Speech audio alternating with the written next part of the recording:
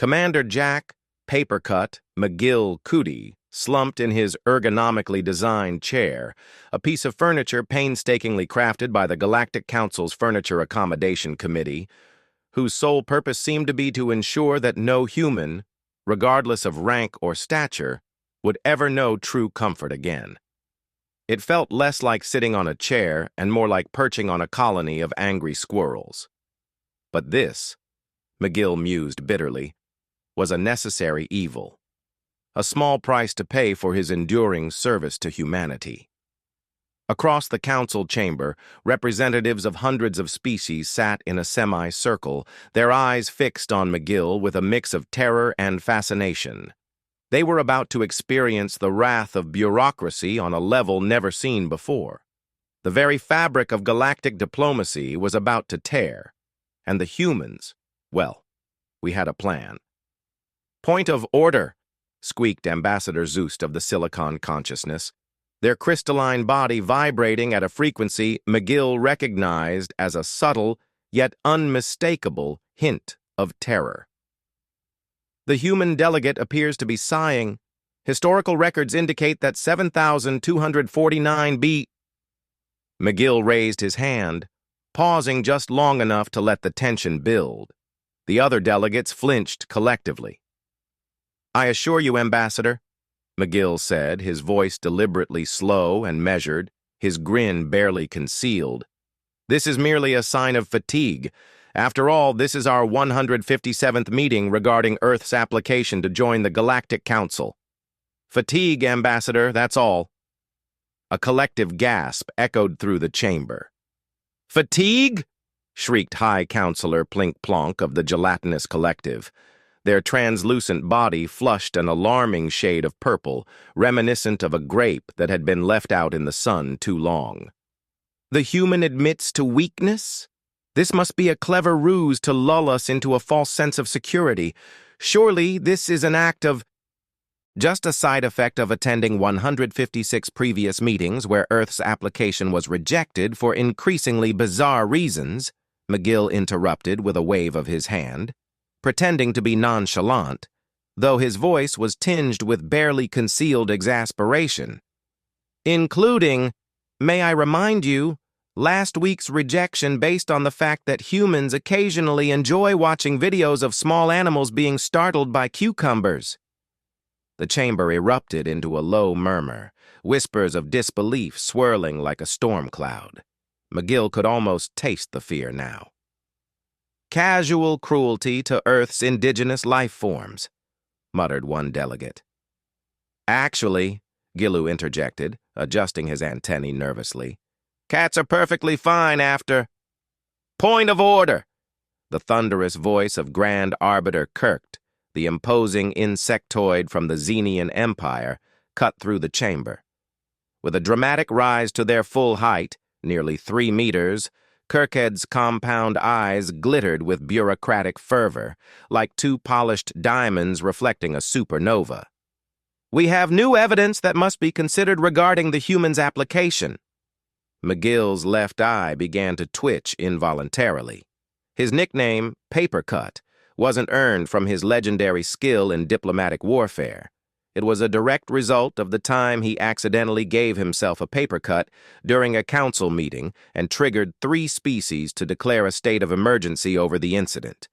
Apparently, a human bleeding was the galactic equivalent of an impending war. Kirkt produced a holographic display, their ceremonial appendages making sweeping gestures as they unveiled the damning evidence. "Our research division has discovered that humans intentionally consume substances that cause pain to their oral sensory organs. They call these substances spices." McGill's heart sank. He could already feel the weight of the council's judgment crashing down on him. He wasn't wrong about this being a bureaucratic war. The chamber fell silent. "Spices?" McGill asked, his voice strained. "It's just capsaicin. It adds flavor." "Substances that cause pain, consumed for pleasure," Kirkt continued, undeterred. "The human species eats these compounds intentionally. What kind of civilization does this?" The council chamber exploded into chaos. The Silicon Consciousness delegates vibrated so rapidly they nearly achieved quantum tunneling. Several members of the gelatinous collective merged into a panicked puddle. It was only a matter of time before one of them, no doubt one of the more sensitive species, would develop a full-fledged existential crisis. "Are you saying humans enjoy pain?" barked an alarmed delegate. "No, no!" McGill protested weakly, raising both hands in surrender. "It's just for flavor. It's a thing. We eat spicy food." A particularly high-strung member of the ethereal consciousness pointed at McGill's pocket, where he'd carelessly stashed a packet of hot sauce from his lunch. "The human carries these substances with him." "I move," Grand Arbiter Kirk declared, their mandibles trembling with righteous indignation, "that Earth's application be rejected on the grounds that any species which deliberately ingests pain-inducing substances for entertainment clearly possesses masochistic tendencies incompatible with civilized society." The vote was swift. It was unanimous. McGill Cootie slowly stood from his chair, the ergonomic torture device creaking under his weight. His uniform was immaculate, and his smile, though pleasant, was not. It was the kind of smile that suggested that he had spent far too many years being patient, diplomatic, and accommodating. He was done. They were about to learn the price of underestimating humanity. "I thank the Council for its thorough consideration of Earth's application," he said quietly, with a voice so calm it bordered on eerie. "However, I will, of course, need to file the standard appeal forms in triplicate. All 847 pages, individually by hand, as per Section 12, subsection Q of the Council's Charter of Bureaucratic Procedures." There was a shift in the room. Several council members flinched. They had seen that smile before. It was the smile that had preceded the Great Coffee Embargo of 2184, the tactical deployment of dad jokes in the Riel sector, and the infamous passive-aggressive Post-it note campaign of 2196. But surely, they thought, no species would be petty enough to wage an all-out campaign of bureaucratic warfare against the Galactic Council. They were about to learn just how wrong they were. "Blip bloop," McGill called out to his assistant, his voice carrying that edge of barely contained mirth. "I need your help with something monumentally petty." Blip bloop, McGill's alien assistant, looked up from their terminal, all 7 eye stalks perking up in interest. Despite their official role-monitoring potential human aggression in the workplace, Blip bloop had developed an unhealthy obsession with human soap operas. "Does this have anything to do with the Council rejecting Earth's application again, sir?" Blip bloop asked cautiously. "Exactly," McGill said, grinning like a man who had just discovered the galaxy's greatest weapon. "I've got a little something planned. It's time to teach them the true meaning of bureaucracy." Blip bloop's eye stalks twitched nervously as McGill Cootie stood in front of his terminal, pulling up a glowing document that could only be described as a monumental act of petty revenge. "I need you to help me file every single human advancement," McGill said with the same tone that a child might use when discussing their plans for a new toy, since the invention of the wheel. Blip bloop's eyes widened. "Every single advancement?" "Exactly," McGill grinned, showing the kind of smile that was less friendly and more, "I'm about to make your life a bureaucratic nightmare." "But, sir, that's millions, no billions, of advancements," Blip bloop stammered, attempting to process the sheer scale of McGill's request. "And according to Regulation 5994B, these forms need to be filed individually in triplicate." McGill's grin grew wider. "Exactly. And every single form needs witnesses, as outlined in subsection J of Section 17 of the Council's guidelines. We wouldn't want to cut any corners.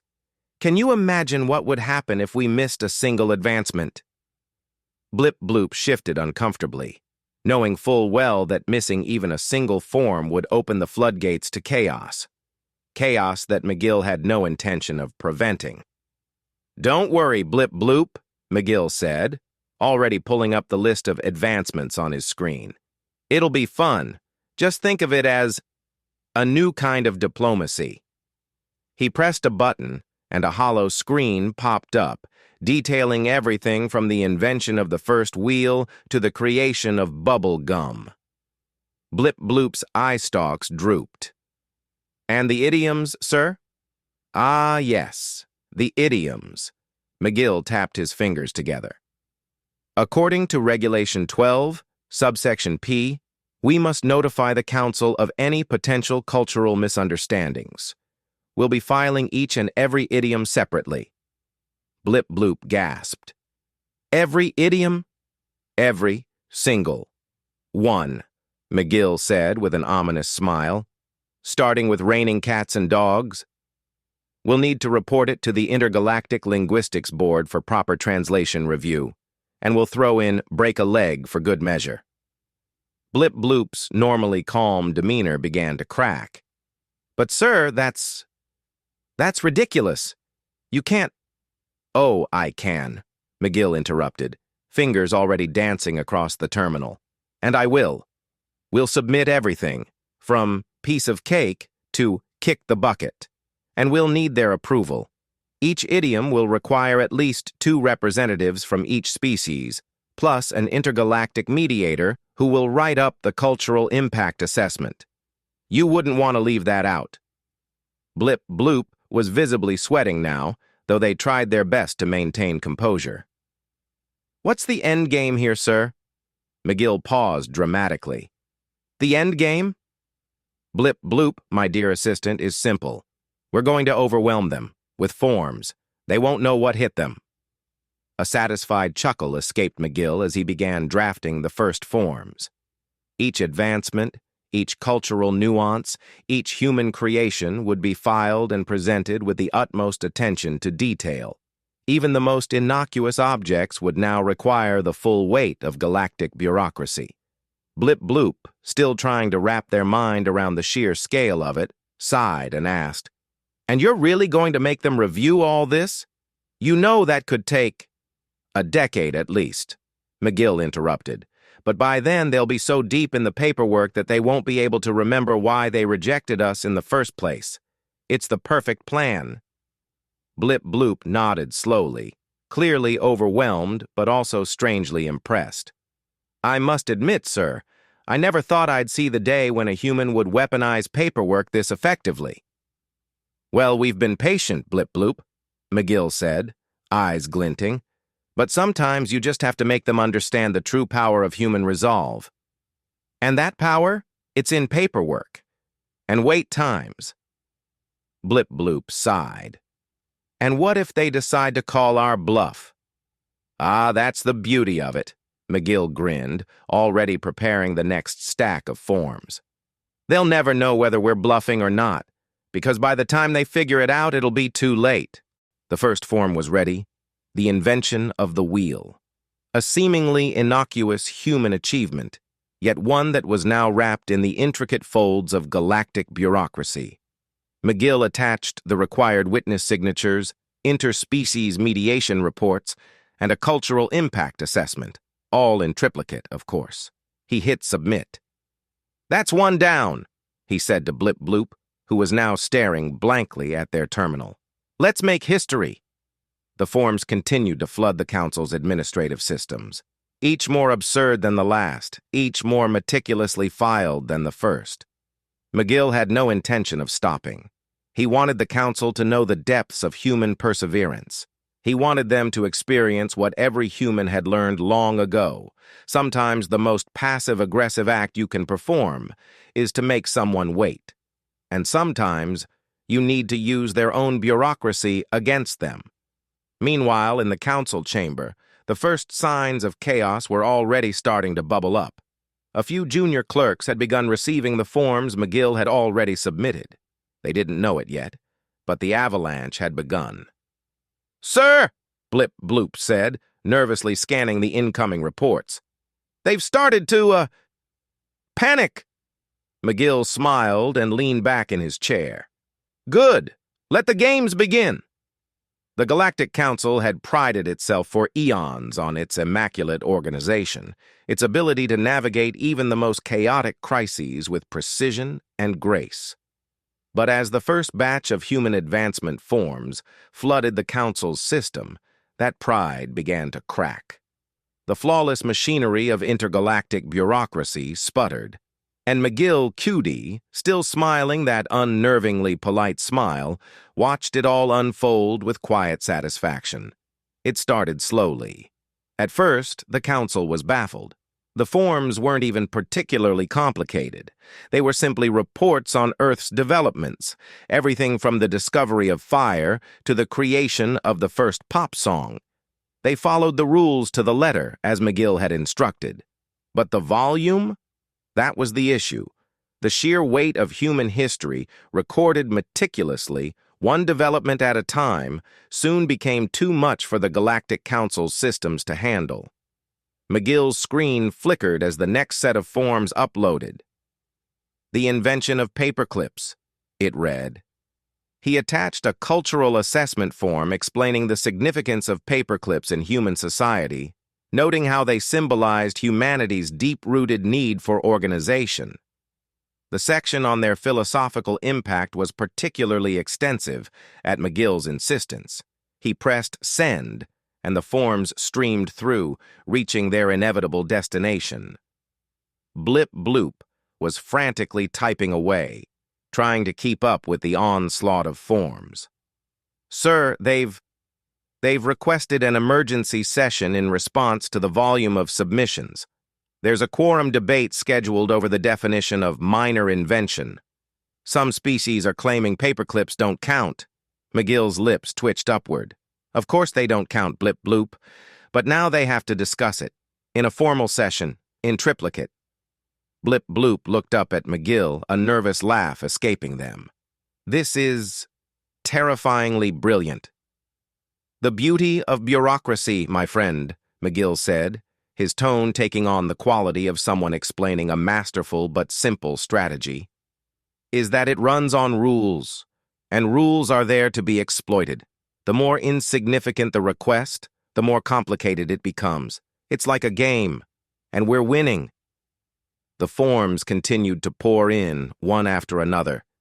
The invention of fire, the creation of the first commercial airline, the discovery of DNA.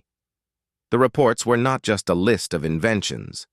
Each was filled with a level of detail, wit, and nuance that no one could have anticipated. McGill even included lengthy cultural commentaries on the importance of each advancement, with footnotes referencing Earth's most obscure historical figures. He had sent in reports on Earth's most mundane and laughable achievements as well. The invention of the sticky note, the creation of the toothbrush, and of course the development of cat videos. Each video was accompanied by a cultural impact study, a psychological analysis, and a full report on how cats being startled by cucumbers could be considered an art form. Somewhere in the council chamber, Grand Arbiter Kirkwood's mandibles clicked in agitation. I do not understand. The humans have sent us more than 1,000 forms in just the past 3 hours. These are trivial matters. Paperclips, cucumber videos, we cannot—" Kirk's rant was cut off by a sudden burst of static from the communication panel. A junior clerk had stumbled upon the next form in the queue. "The invention of the self-watering plant." "Sir," the clerk's voice came through, shaky with panic. "The houseplants, they're revolting." McGill's lips curled. Perfect. As the report continued, he learned that his gift, Earth's seemingly innocent contribution to the Council in the form of genetically modified houseplants, had taken on a life of its own. The plants had started growing at an exponential rate, weaving through the council chambers, their vines encroaching on the delegates' personal space, creating an ever-expanding ecosystem of leaves and tendrils. "We've got a situation," Blip Bloop squeaked. "The houseplants have created a sentient web. They're communicating through their roots. The Xenian delegation refuses to enter the chamber now. They claim the plants are too possessive.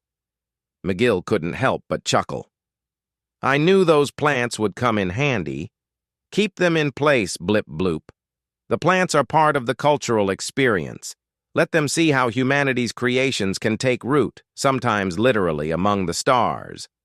Blip bloop sighed, still typing furiously. Sir, we've just received a request for a review of the human spaghetti incident, Blip bloop said, voice barely able to contain the astonishment. It seems they've found footage of some of Earth's most trivial cultural moments. They want to know how spaghetti is related to human diplomacy. McGill raised an eyebrow. Spaghetti? Ah, yes. That's actually a multi-layered issue, blip bloop.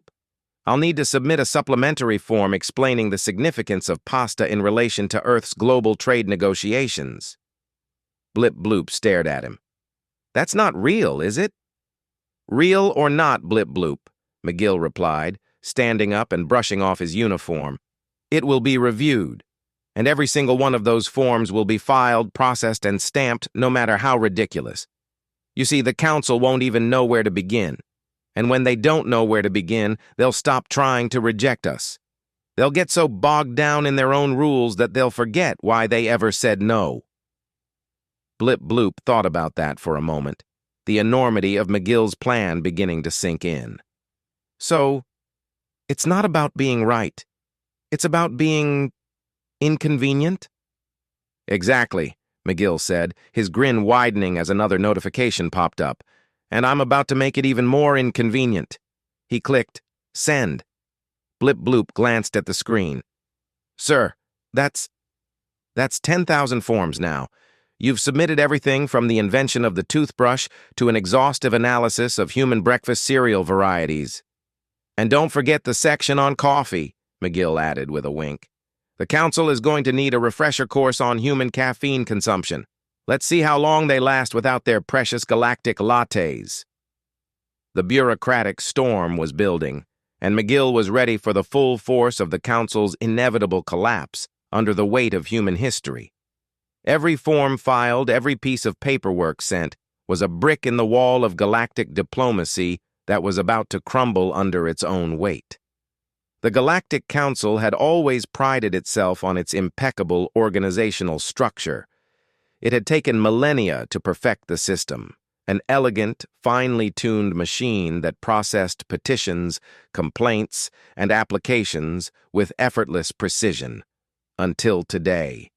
Today, that machine was breaking down. McGill Coody, still seated in his uncomfortably ergonomic chair, watched the chaos unfold across the Council's communication network.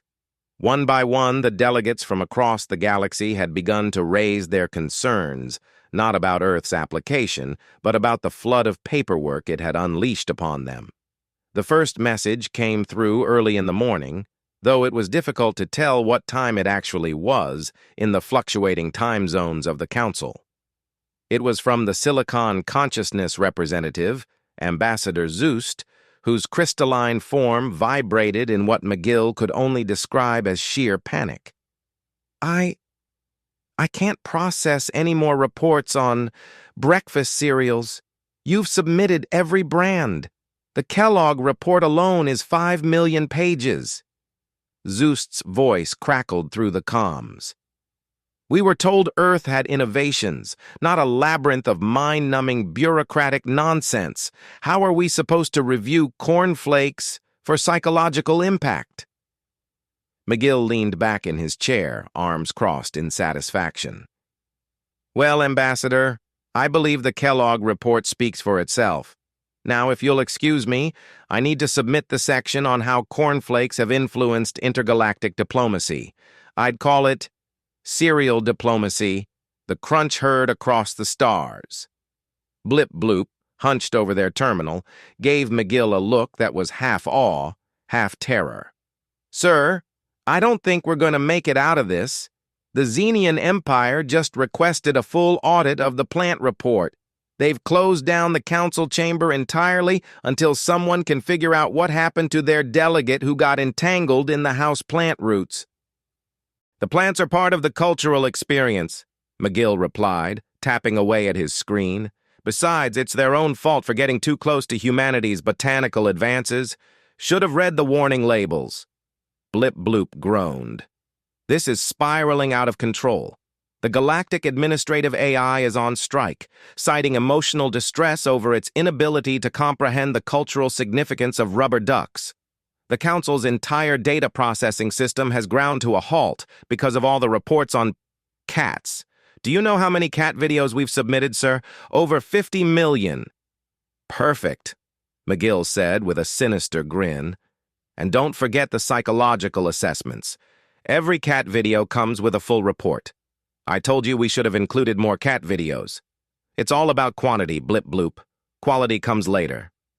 It wasn't just the cat videos, though. The forms had taken on a life of their own, their influence spreading through the Council's systems like a contagion. From requests to review the ethical implications of dad jokes to exhaustive documentation on how humans had turned water cooler talk into an art form, the sheer weight of humanity's trivialities was suffocating the Council. And then came the ultimate blow. Sir, Blip Bloop said, looking at the terminal with a mix of disbelief and sheer horror. They've officially called an emergency session. They're in full crisis mode. The glitter, it's everywhere. The Silicon Consciousness delegates are filing for protective measures, and the ethereal consciousness has developed nervous breakdowns just from seeing the sparkle. McGill chuckled. Ah, yes, the glitter. It's a traditional Earth crafting supply. We thought it would add a lovely touch to the diplomatic meetings. But it's everywhere, sir. It's in their systems. It's sparkling through every intergalactic communication node. The true power of glitter, McGill said with a nod. I always knew it had potential.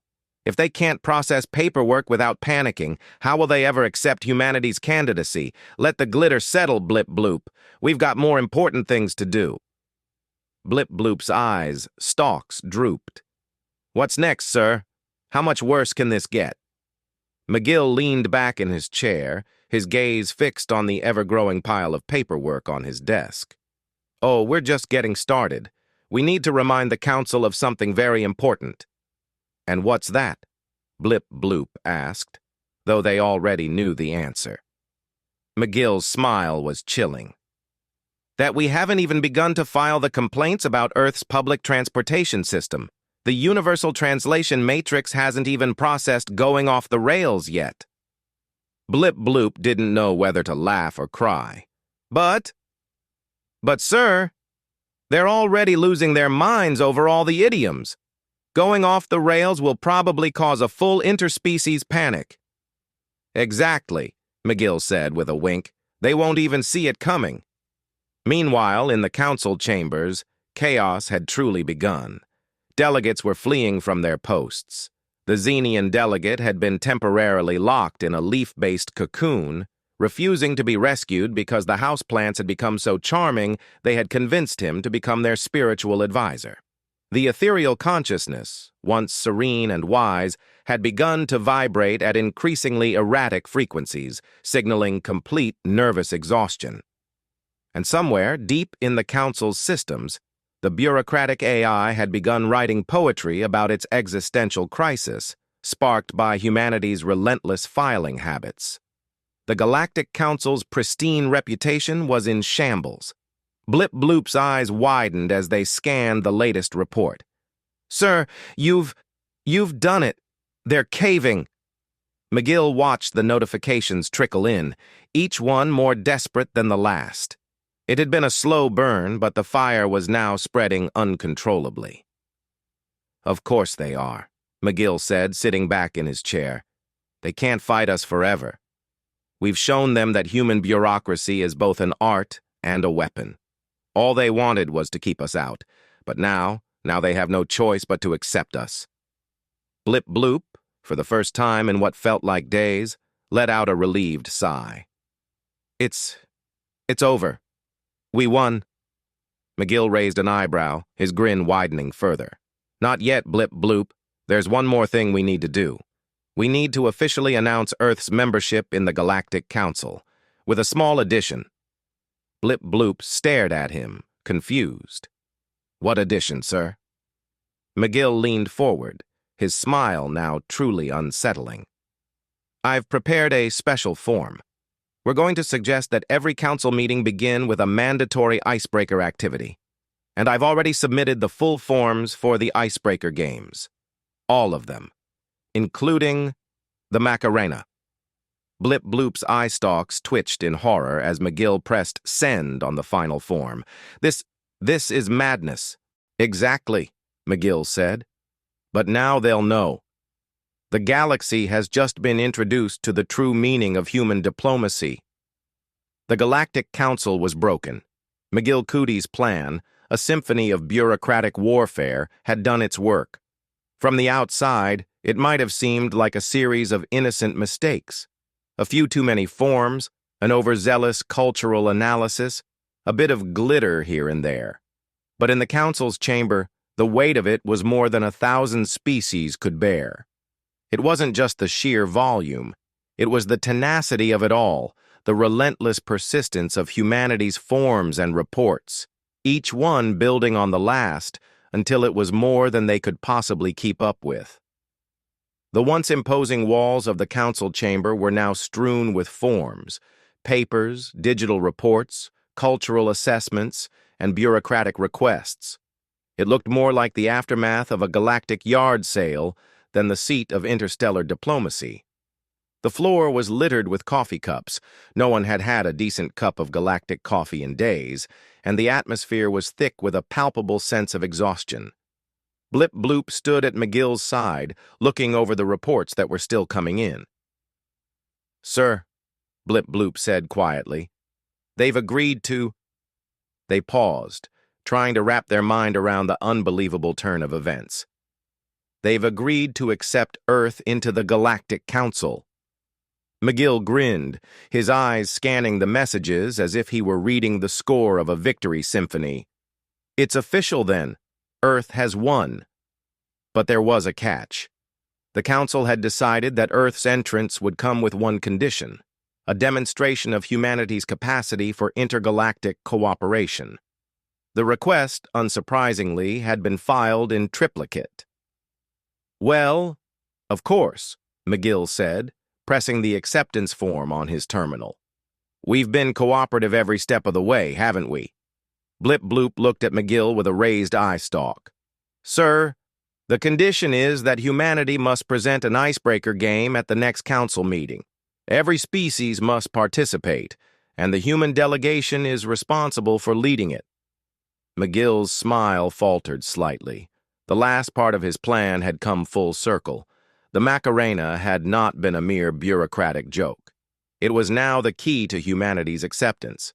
If they could survive the humiliation of this public spectacle, they'd be in. The galaxy would be theirs. "Blip Bloop," McGill said calmly, "prepare the forms. I'll need a full set of diplomatic permission slips. We'll need to clear the space for the game. We don't want to be unprepared." Blip Bloop was clearly hesitant. Are you sure we should be doing this? I mean, you've already gotten us in, haven't you? Do we really need to do a dance?" McGill grinned. "You've heard the old Earth saying, Blip Bloop, when in doubt, dance it out." The day of the Galactic Council meeting arrived and the chamber was packed. Representatives from countless species filled the seats, their anxiety palpable. They all knew what was coming, and the glitter that still clung to their clothes was a constant reminder of the bureaucratic battle that had led them to this point. At the front of the room, McGill stood with a piece of technology that was every bit as invasive as it was potent, a universal translator. Beside him stood Blip Bloop, their eye stalks twitching nervously. The council members, still recovering from the shock of having human bureaucracy forced upon them, watched in grim silence as McGill hit a button. A smooth, synthesized version of the Macarena began to play through the speakers. The room went silent. The sound of smooth, upbeat music filled the air, and the glitter in the chamber seemed to sparkle even more fiercely. McGill stepped forward, holding a clipboard in one hand. "Ladies and gentlemen of the Galactic Council," he said, his voice as smooth and professional as ever. "It is my pleasure to present to you a traditional Earth icebreaker, the Macarena." A long, collective pause. Then, just as McGill had hoped, there was no escape. Slowly, one by one, the delegates stood. First, the Xenian delegates, who were clearly uncomfortable with the idea of dancing. Then the silicon-based representatives of the consciousness, vibrating nervously but obediently. The gelatinous collective bobbed and undulated, their form rippling with confusion. "Come on, everyone," McGill said, his voice as cheerful as a professional party planner. "It's just a few simple steps. Left, right, up, down. It's how we humans bond."